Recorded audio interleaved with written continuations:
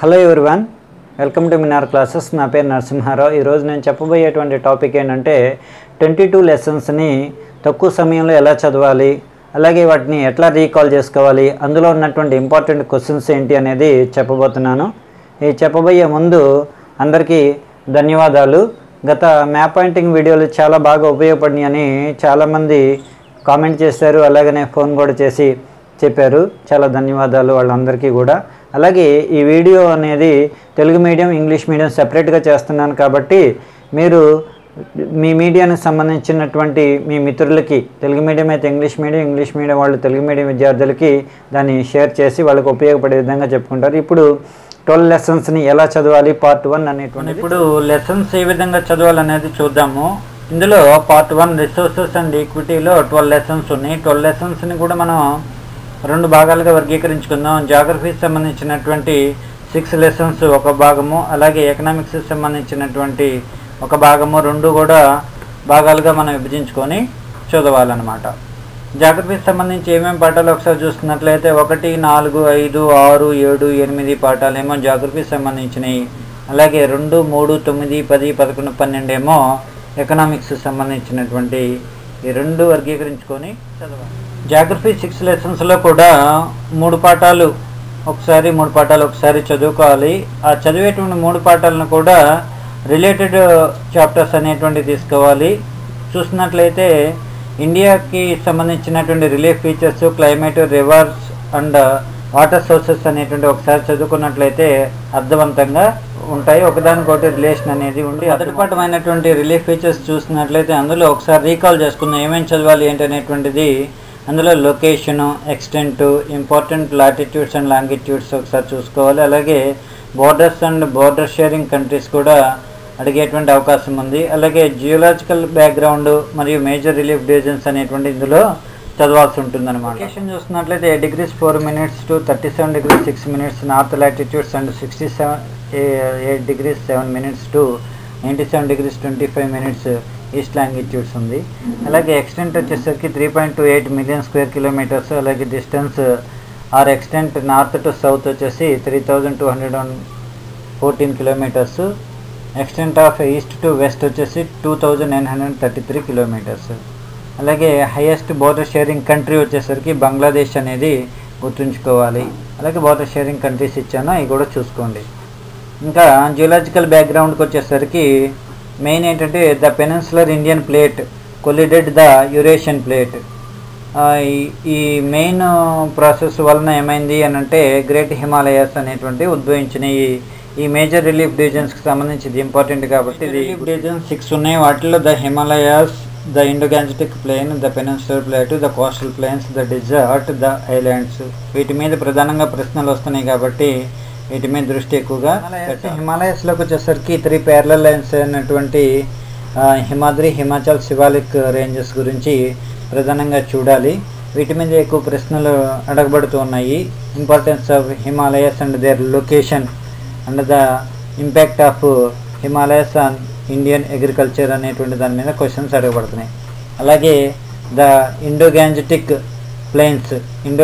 ప్లేన్స్లో questions అనేటువంటి find the reasons for high density of population మీద దీని మీద ప్రశ్న అడగవచ్చు. ఇందులో కూడా 3 parts, western part, central part, eastern part అని ఉన్నాయి, కానీ క్వశ్చన్ మాత్రం ఆ విధంగా అడుగుతారు. అలాగే ద పెనిన్సులర్ ప్లాట్యూ ఇది దీని మీద చూసినట్లయితే క్వశ్చన్ అయితే ఎక్కువ అడగట్లేదు, కానీ అడిగితే contrast the relief of the Himalayan regions with that of the peninsular plateau అనే క్వశ్చన్ అయితే అడగొచ్చు. ఇందులో కూడా 2 parts, central highlands, Deccan plateau నేను మ్యాప్ పాయింటింగ్లో చెప్పాను, అది ఒకసారి చూసుకోండి.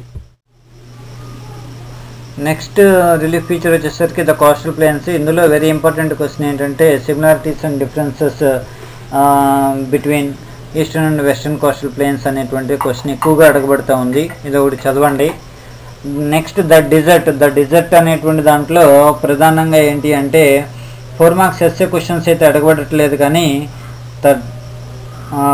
This desert is located on the leeward side of Aravallis అనేటువంటిది. అలాగే the one and only river that flows in this desert is Luni అని క్వశ్చన్, షార్ట్ ఆన్సర్ క్వశ్చన్స్. కానీ అలాగే the longest canal in the country watering part of the desert is Indira Gandhi canal that is 650 kilometres అనేటువంటి short answer questions మాత్రం అడిగేటువంటి అవకాశం.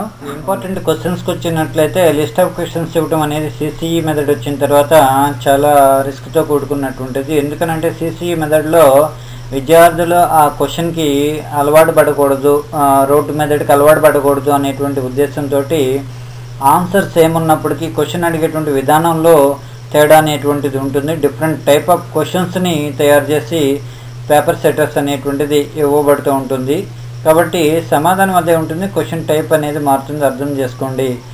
ఇందులో మరి SA type questions చూసినట్లయితే how would be the climatic conditions of Indian subcontinent influence by the Himalayas అనేటువంటిది అడుగుతున్నారు. అలాగే what is the influence of the Himalayas on Indian agriculture అనేటువంటి క్వశ్చన్. అలాగే how are the eastern coastal plains and western coastal plains similar or different అనేటువంటి questions అడిగి. అలాగే short ఆన్సర్స్కి వచ్చేసరికి define dunes and give 2 examples అని కానీ, లేదా name the coastal planes of Andhra Pradesh and Kerala అనేటువంటి అనే క్వశ్చన్ కానీ, లేదా why the rising and setting times for the sun different at Ahmedabad and Imphal అనేటువంటి క్వశ్చన్ కానీ అడిగేటువంటి అవకాశం ఉంది. అలాగే వెరీ షార్ట్ ఆన్సర్ క్వశ్చన్స్లోకి వచ్చేసరికి for example what is the verb అనేటువంటిది అడుగుతూ ఉంటారు. అకాడమిక్ స్టాండర్డ్ 1లోకి వచ్చేసరికి కాన్సెప్చువల్ అండర్స్టాండింగ్లోకి వచ్చేసరికి డైరెక్ట్ క్వశ్చన్గా ఇవ్వబడుతూ ఉంటాయి, కానీ వీటిని మరి రిమైనింగ్ అకాడమిక్ స్టాండర్డ్స్లో అడిగేటప్పుడు మాత్రం క్వశ్చన్ ఫార్మేషన్ అనేటువంటిది వేరువేరుగా. నెక్స్ట్ జాగ్రఫీ లెసన్కి వచ్చేసరికి క్లైమేట్ ఆఫ్ ఇండియా. ఇందులో మనం చూసినట్లయితే కీ కాన్సెప్ట్స్ వచ్చేసరికి difference between weather and climate ఒకటి, అలాగే క్లైమోగ్రాఫ్స్ గురించి ఇవి ఎక్కువగా ఇన్ఫర్మేషన్ స్కిల్స్లో అడుగుతున్నారు. అలాగే factors influencing climate and weather అనేటువంటిది ఒకటి, అలాగే seasons and traditional Indian seasons గురించి, అలాగే global warming and climate change, అలాగే ఏజీడబ్ల్యూ ఆంథ్రోపోజెనిక్ గ్లోబల్ వార్మింగ్ మానవజనిత కార్యకలాపాల వలన భూమి వేడెక్కడం అనేటువంటిది, అలాగే impact of climate change on India అనేటువంటి ప్రధానంగా కాన్సెప్ట్ మనం చదువుకొని ఉండాలి. ఈ లెసన్లో కోర్ కాన్సెప్ట్స్ అంటారు వీటిని, తప్పనిసరిగా చదువుకో. వెదర్ అంటే ఏంటి? The state of atmospheric conditions over an area at a particular time refers to weather. అలాగే క్లైమేట్ అంటే the state of atmospheric conditions over a large area and follows a similar general pattern over many years, for example 30 years అనేటువంటి రెండింటికి తేడా. అంటే weather అంటే small ఏరియాలో small period of టైంలోకి మన weather condition చెప్పేది. క్లైమేట్ అంటే అక్కడ లార్జ్ ఏరియాలో అలాగే మెనీ ఇయర్స్కి సంబంధించినటువంటి సిమిలర్ ప్యాటర్న్ చెప్పినట్లయితే దాని క్లైమేట్ అంటారు అనేటువంటి డిఫరెంట్ డెఫినేషన్స్ రూపంలో ఎక్కువగా అడుగుతున్నారు. ఇటొకటి గుర్తుంచుకోవాలి. అలాగే క్లైమోగ్రాఫ్స్ అనేటువంటి ఇన్ఫర్మేషన్ స్కిల్స్లో ఎక్కువగా అడుగుతున్నారు, కానీ డెఫినేషన్ అడిగేటువంటి అవకాశం ఉంది. అదేంటి అంటే the graph shows average monthly values of maximum and minimums of temperatures and rainfall for a given place అనేటువంటి వీటిని చూపించేటువంటి గ్రాఫ్ని క్లైమోగ్రాఫ్స్ అంటారు అనేటువంటిది కూడా ఇస్తారన్నమాట. అలాగే ట్రెడిషనల్ ఇండియన్ సీజన్స్లోకి వచ్చేసరికి టేబుల్ ఇస్తూ ఉంటారు, ఇన్ఫర్మేషన్ స్కిల్స్లో అడుగుతూ ఉండొచ్చు, లేదా ఏవైనా మంత్స్ గురించి కానీ, అలాగే మరి ఇండియన్ లూనార్ క్యాలెండర్లో ఉన్నటువంటివి ఏం సూచిస్తాయి అనేటువంటివి కానీ అడిగేటువంటి అవకాశం ఉంది. కాబట్టి టేబుల్ని కూడా ఒకసారి చదువుకోండి.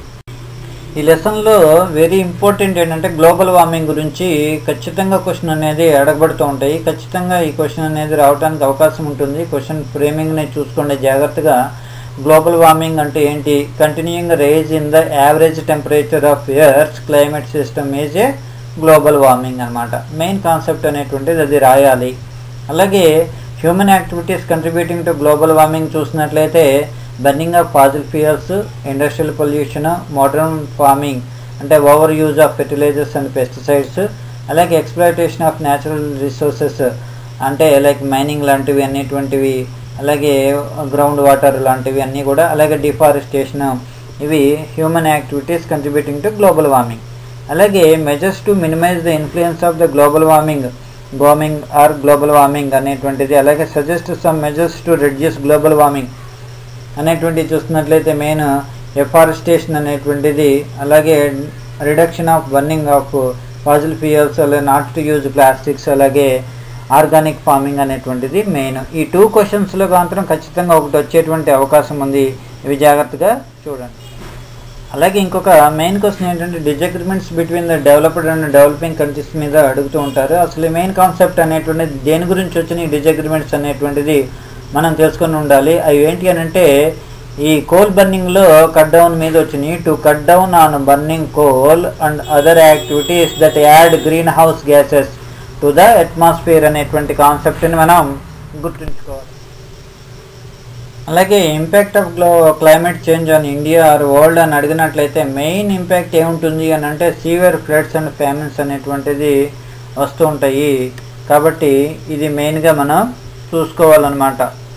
క్వశ్చన్స్కి వచ్చినట్లయితే ఇందులో ప్రధానంగా write some human actions which contributes to global warming అని కానీ, లేదా what are disagreements between developed and developing countries about AGW అని కానీ, అలాగే give some suggestions to reduce global warming అనేటువంటి క్వశ్చన్స్ క్వశ్చన్స్లో డిఫరెన్షియేట్ క్లైమేట్ అండ్ వెదర్ అని కానీ, what are the factors influencing climate అని కానీ, రైట్ ట్రెడిషనల్ ఇండియన్ సీజన్స్ అని కానీ క్వశ్చన్ అడగవచ్చు. అలాగే వెరీ షార్ట్ ఆన్సర్ క్వశ్చన్స్లోకి వచ్చేసరికి వాట్ ఈజ్ మాన్సూన్ బరస్ట్ అని కానీ, ఎక్స్పాండ్ ఏజీడబ్ల్యూ అని కానీ, అలాగే jet streams are flow above dash meters height అని, అలాగే write the name of the graph which shows maximum and minimum temperatures and rainfall అని కానీ క్వశ్చన్స్ అడగొచ్చి. వీటికి డెఫినేషన్స్ ఇచ్చాను, ఒకసారి చూసి. జాగ్రఫీ లెసన్లోకి వచ్చేసరికి Indian reverse and water resources ఈ లెసన్ నుంచి ఎక్కువగా అడుగుతున్నారు. అందులో మరి the Himalayan reverse, the peninsular reverse ఉన్నాయి కదా. హిమాలయన్ రివర్స్లోకి వచ్చేసరికి సింధు రివర్ సిస్టమ్, అలాగే the Ganga river system, the Brahmaputra river system, అలాగే పెనిన్సులర్ రివర్స్లోకి వచ్చేసరికి the Mahanadi, the Godavari, the Krishna అనేటువంటి వాటి గురించి కూడా క్వశ్చన్స్ అడుగుతున్నారు. ఇందులో మెయిన్ ఏంటంటే వాటర్ యూజ్, అలాగే వాటర్ యూజ్ గురించి, అలాగే water use Tungabhadra river basin గురించి, అలాగే rational and equitable use of water, అలాగే ఆయన ఎగ్జాంపుల్ ఇచ్చారు హివారే బజార్ గురించి. వెరీ ఇంపార్టెంట్ ఈ లెసన్లో హివారే బజార్ మీద క్వశ్చన్ తప్పనిసరిగా అడుగుతూ ఉంటారు. అలాగే water as common pool resource గురించి ఒకసారి రీకాల్ చేసుకోండి. హిమాలయన్ రివర్ సిస్టమ్స్లోకి వచ్చేసరికి ద సింధు రివర్ సిస్టంలో Kailash range in Tibet near lake Manas సరోవర్లో ఇక్కడ పుట్టింది. అలాగే గంగానది వచ్చి దీనికి ట్విన్ సోర్సెస్ ఉన్నాయి కాబట్టి Gangotri glacier where it called బగేరీజ్ అండ్ అలక్నంద సపత్నాథ్ గ్లేషియర్ అనేటువంటి పిలుస్తుంటే ట్విన్ సోర్సెస్ ఉన్నాయి, గుర్తుపెట్టుకోండి. అలాగే బ్రహ్మపుత్ర సిస్టమ్కి వచ్చేసరికి ఇది చెమయంగ్ డంగ్ గ్లేషియరు, ఇది కూడా కైలాష్ రేంజ్లో ఉంది.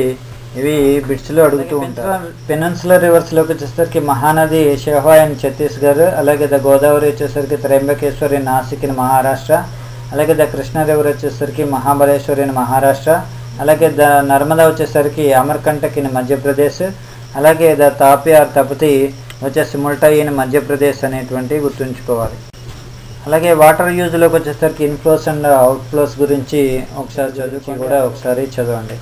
అలాగే rational and equitable use of వాటర్లోకి వచ్చేసరికి Hiware Bazar very important. Conditions set by Maharashtra government for the selection of villages under Adarsh Gram Yojana అనేటువంటి చూసినట్టు వెరీ ఇంపార్టెంట్. ఇందులో కురహాద్ బాండి అంటే బ్యాన్ ఆఫ్ ఫెల్లింగ్ ట్రీస్, అలాగే చారాయి బాండి అంటే బ్యాన్ ఆఫ్ ఫ్రీ గ్రేజింగ్, అలాగే నాసా బాండి ఫ్యామిలీ ప్లానింగ్, అలాగే నాషా బాండి అంటే బ్యాన్ ఆన్ లిక్కర్ అనేటువంటి గుర్తుంచుకోవాలి. అలాగే శ్రమదాన్ అంటే ఏంటి కూడా అడుగుతూ ఉంటారు, శ్రమదాన్ లేబర్ అని అంటారు, అది కూడా గుర్తుంచుకోవాలి.